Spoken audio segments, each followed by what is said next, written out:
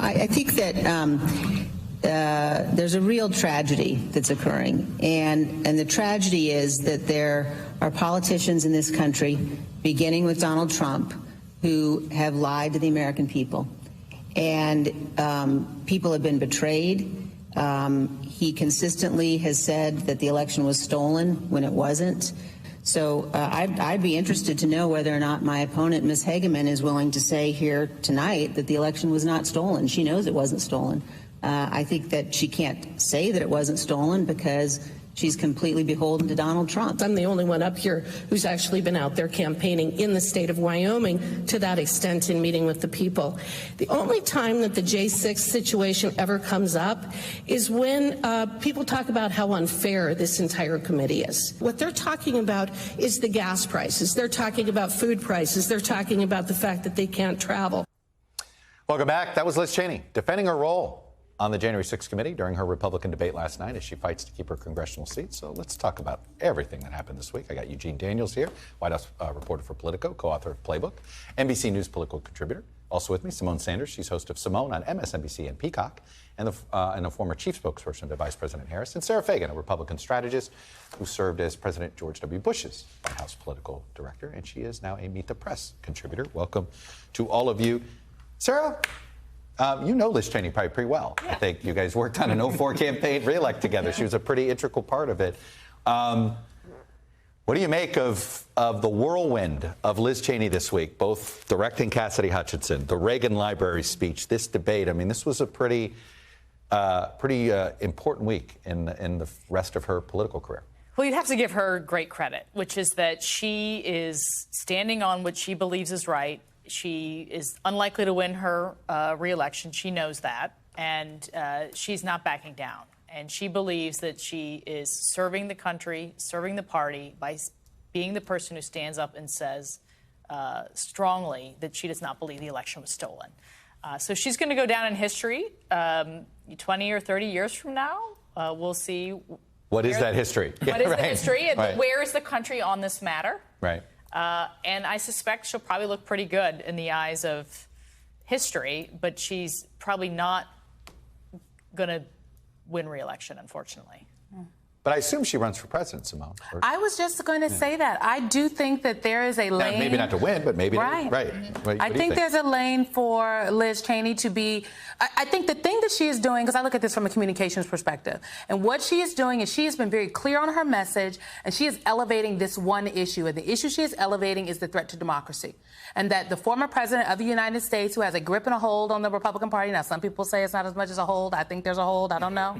And that he is a threat to democracy, and that you need to choose the Constitution, you need to choose democracy over all else. And I think you could see her running for president, waging a campaign, saying out there in order to continue to elevate that message. And that's what I think the campaign's about. I don't think it's about to win. I think it really is about to make sure Donald Trump he doesn't get to escape this. Right. It's about giving an alternative to the people in the party who are still there in the Republican Party who really care about this issue. It's really interesting throughout this entire process, and especially this week, we've been hearing from Republicans who are getting more and more wary of Donald Trump winning in 2024. They're not thinking about January 6th as having a drag on Republicans. Are you getting the same type? I've had reporters say nobody wants to talk about January 6th on the Republican side. Right. But they will tell you about how weak they think he is in 2024. Exactly. It's not about 2022. They don't want to get his ire on that. But hey, by the way, donors don't like him. Exactly. The donors are upset. Big wigs in the Republican Party are saying, they're kind of getting sick of, frankly, the way that someone put it to me this week, embarrassed, right?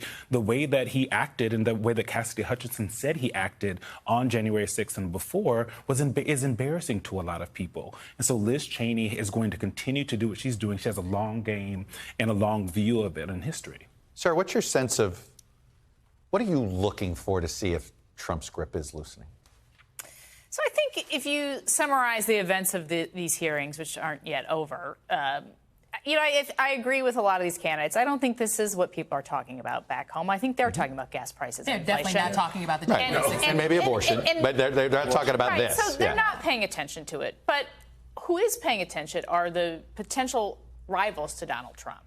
And I think that, to your point, is where this is having the most impact. So people who previously thought, well, I'm going to put myself out there for a while, but really not challenge if Donald Trump gets in, are probably thinking, maybe I'll go. Maybe I'll go either way. And we'll see how this plays out over the next couple months. But I think it's bolstered anybody thinking of running because of just, to your point, it's been embarrassing. It's embarrassing to even if half of what was said is true. Right. That's very troubling. Simone, let's flip from one party to the other. A lot of agita about Joe Biden and abortion, and I feel like it's almost like for some Democrats, this is a straw. Like, really? You're not going to fight on this either? What do you say to is that a fair hit? I don't think it's a fair hit. Look, now, Joe Biden 20 years ago, have at it, okay? The Joe Biden, though, of right now, he has been a staunch defender of a woman's right to make decisions about their own bodies. He said that he would support codifying Roe. He recently came out again for abolishing the filibuster. Now, that's something that I think, frankly, if he could not get his some of our Democratic friends, senators, on his side for Build Back Better, what makes voters or Democrats in the party or progressives think that he can twist their arm? The cynic in me felt like he was punting. Hey, I don't have much to do. You guys have more to do. You do it. But, I mean, he has done things. I listened to your conversation with Governor Inslee, and he talked about the FDA. That was a move that the Biden administration's FDA did in December to expand access to medication abortion pills in advance of knowing what was coming. The meetings that Vice President Harris has been having, the work that has been done in directing HHS and DOJ to ensure that women traveling across state lines their right to do that will be protected. HHS supporting the president's directive. And so he has done the things, but are people hearing about what he has done? And the reality is there's very little he can do to affect this because it is the Supreme Court and Congress has to act and they haven't. And there's a frustration. There is a frustration, especially with advocates who we kind of all saw this coming. Not only when Donald Trump said he was going to put people on the Supreme Court that overturned Roe v. Wade years ago, but also when they took up the case, when my colleagues, Josh Gerstein and Alex Ward, report on the draft opinion. So now you have this long runway. So you're talking to experts who are saying, okay, on the day that they announced that Roe v. Wade is gone, why are you not talking about the executive actions that you're signing today, right? That all these conversations that were happening, the conversations that Vice President Harris was having to figure out where are the places the administration can work, why are you not signing those things today? And the administration's hearing that. They're clearly hearing that. Yeah. But you are seeing a different Joe Biden on the issue as far as him attacking the Supreme Court, something that he hasn't really done before. Sarah, I'm curious if this phenomenon that appears to have happened, and I think we're now going to end up in a sort of our old mindset of polarization. It does appear that, at least for now, abortion has leveled the playing. Maybe it's not fully leveled, that the right's fired up on the economy and all of that. The left's now got some energy on this. Well, and if it sustains, we're headed for another close, typical election that we've had the last decade.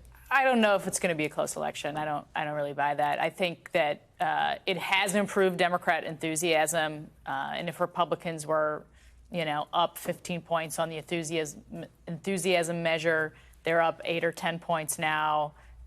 It's still a really large gap. I mean, if you look at the fact that the University of Michigan consumer sentiment is at 50, the lowest since the 1940s, in the inception of it.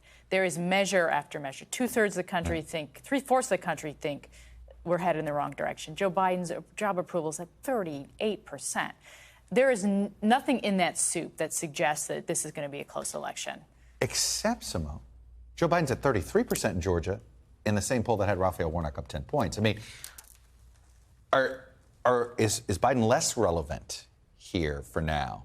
I don't want to say that the president is irrelevant, but I do think that these elections will be largely focused on the candidates in that particular state. The governor's race is impacting the Senate race in Georgia. It's impacting state legislatures. America's policy is made in the state legislatures. Okay, that is what we are talking about. And now people are looking at the fact that governors are their last gap stop here in terms of protecting privacy rights. Contraception may be on the table. Don't even get me started on same-sex marriage. Hello, Clarence Thomas. Okay, I read the concurring opinion. So I do think that there is a motivating factor here on the ground for Democrats, that maybe the president is not the end-all, be-all factor. Now, I will say, though, Democratic candidates, they are running on Joe Biden's agenda. They are running on what got done. If you are a member, whether you are a governor or a member or Reverend Warnock, they're running on Build Back Better. They're running on infrastructure. They're talking about that. So I do think there's a little bit there. I think in the grand sum of the abortion debate, it nets out to Democrat enthusiasm, no doubt. But I also think, and I heard Governor Inslee as well, that Democrats run the risk of overreaching here on this issue, which is they're talking about getting rid of, nobody's talking about getting rid of contraception.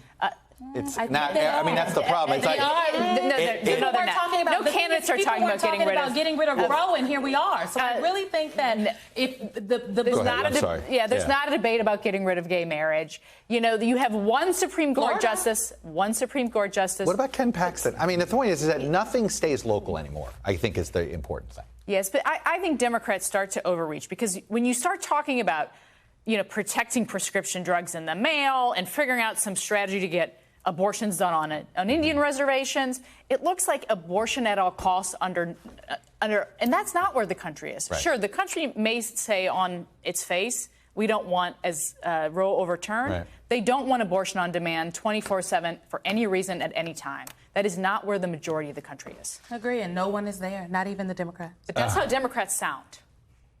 We're going to find out in November. All right, Eugene, Simone, and Sarah, thank you. Yeah.